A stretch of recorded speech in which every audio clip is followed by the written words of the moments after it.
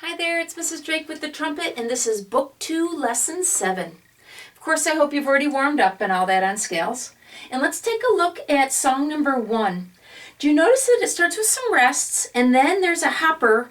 We've been used to doing grasshopper or hopper grass, but notice on first measure that it's only the hopper. The rest of it is a rest. So to lead this one off, I would go 1 and 2, and then you jump right in with hopper grass, hopper grass, hopper grass, hopper grass. So it's kind of like a pickup note. So I'm going to lead it off with 1 and 2, bum, bum, bum. So everybody warm up the first 3 notes. So I'm going to lead it off with 1 and 2. 1 and 2.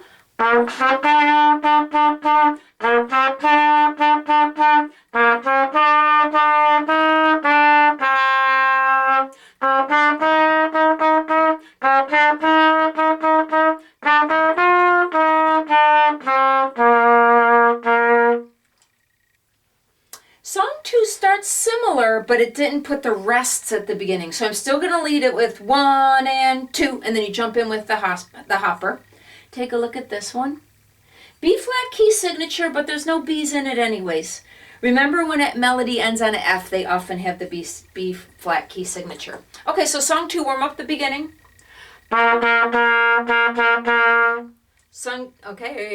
that up. I'm going to lead it off with 1 and 2. Song 2. 1 and 2. All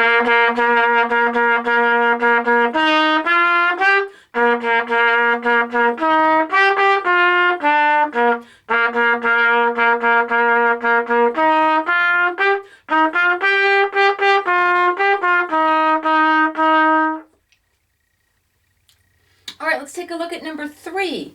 Number 3 is challenging because there's lots of rests. Number 3 is challenging because there's lots of rests.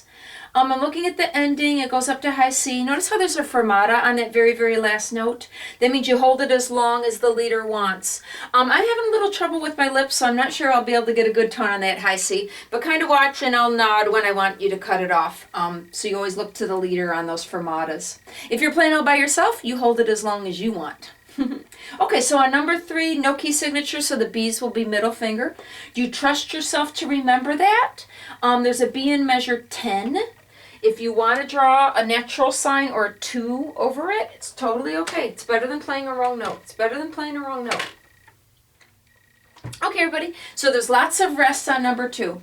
So I'll go 1, 2, ready, go. Hopper, hopper, T, T, T. It's going to be challenging. This one's going to be challenging. Everybody warm up the beginning of 3.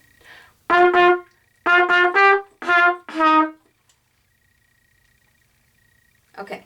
1, 2, ready, go.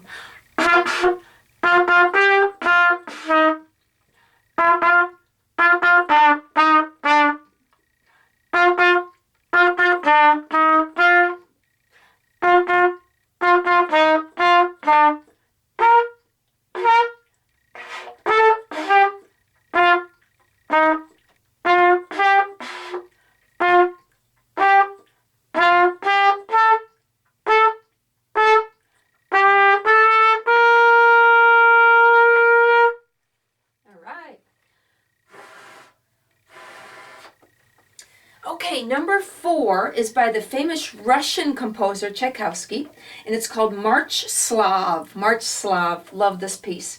March Slav is originally for a full orchestra, and it's a big, long piece of music. It probably takes 20 minutes to play the full March Slav. So this is just a small chunk of it.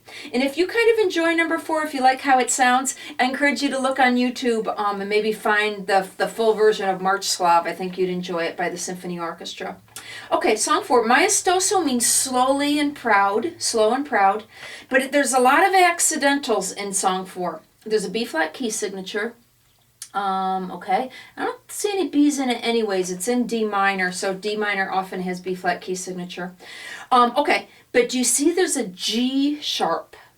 The first note is A, but then the next note is G sharp. G sharp is new. It's up on the top of the page. G sharp is 2-3 with medium power. So let's warm up the first. I'm looking ahead. Yeah, there's lots of G sharps. Please notice that there's a C sharp in measure 14. I want to remind you C sharp is all 3 fingers if you feel like you need to write that in to remind yourself. But as I look through it, oh, there's also a C sharp in measure 6. There's also a C sharp in measure 6. Feel free to circle it or whatever. Okay, but tons of G sharps, 2, 3 for the G sharp. Okay, so everybody warm up the first full measure. How about warm up the first 5 notes so you can get the tone of it.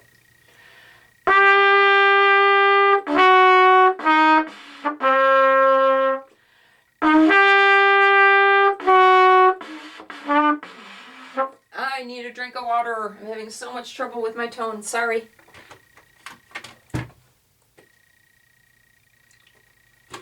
Okay, song number 4. 1, 2, ready, go.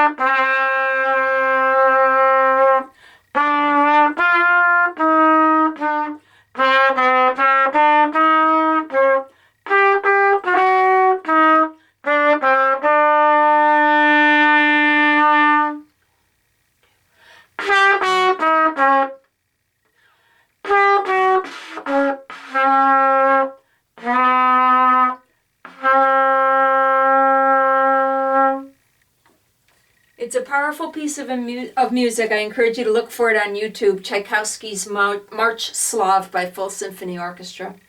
All right. The one on the bottom, oh no, there's Mourning. I almost didn't see it. Number 5 is called Mourning by Edvard Grieg. Another beautiful piece of music originally for Full Symphony Orchestra. It does have a repeat sign, so you're supposed to play it twice. B-flat key signature. And there's a lot of slurs. The first time through it, you might want to leave off the slurs, especially if you think you might have finger fumble. But then I encourage you to try to play it with the slurs. All right, guys, since I'm losing my trumpet's lips, I'm going to play it on flute. It should match you fine. You play your trumpet, I play my flute. It should go together just fine. So on song number 5, all right. So hang on a second.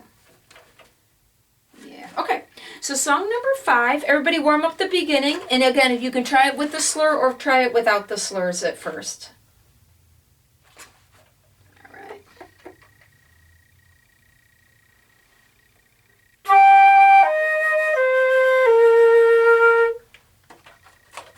Ready. Oh, I'm looking at it. Okay, so the flute part is a little bit different than the trumpet part.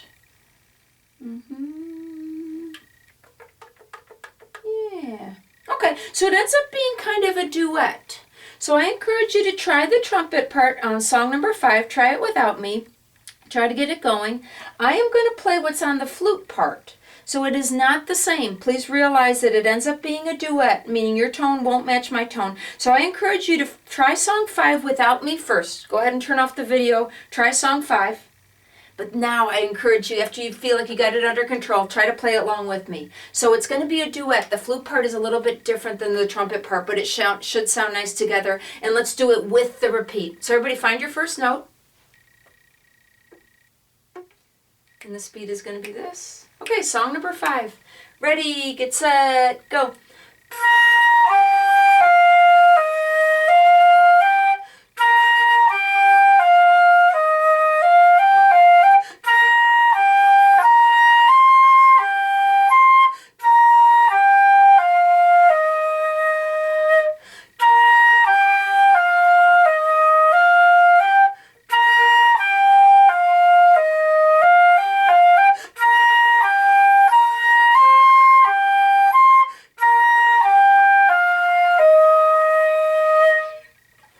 It should have sounded okay together. Again, the flute part is quite a bit different, but they should have went together and made some nice harmony.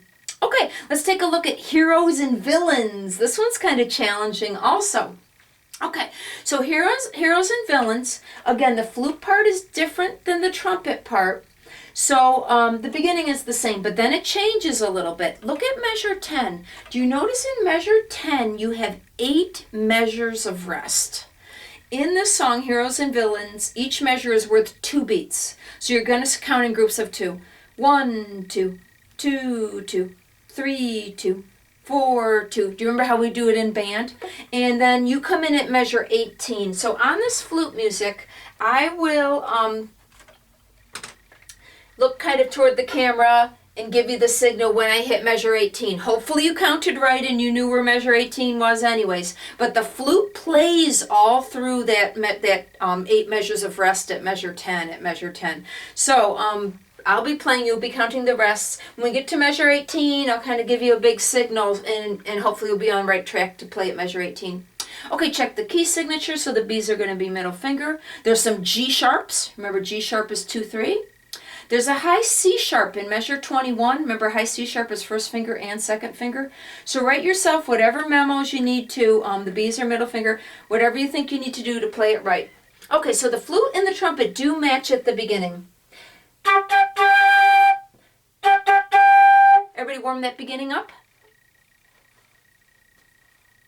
Notice there's a repeat. Okay, and first ending, second ending. So I'm going to lead it off with 1 and 2. Hopper ta. That'll be the beginning. Okay, everybody get ready. I'm going to lead it off with 1 and 2. 1 and 2.